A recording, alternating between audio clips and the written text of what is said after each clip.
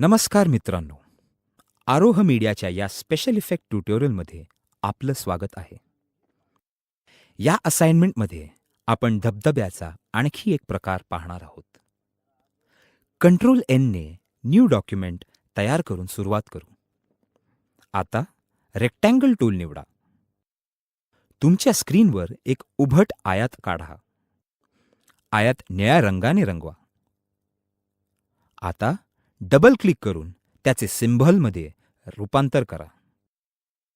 हा type graphic म्हणून set करा आणि ही रचना मध्यभागी घ्या. आता सिम्बॉलच्या आतमध्ये जा. त्याच्या कडांवर डबल क्लिक करून ती डिलीट करा. आता फ्री ट्रान्सफॉर्म टूल वापरून आपल्याला हा आयत दोन्ही बाजूनी खेचावा लागेल.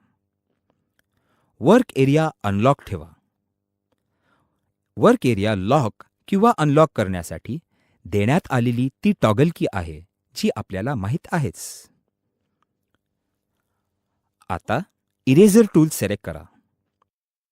इरेजर टूलमधील एक छोटासा आयतकृती बिंदू सिलेक्ट करा आणि मग आयताचे भाग कसेही खोडू शकतो.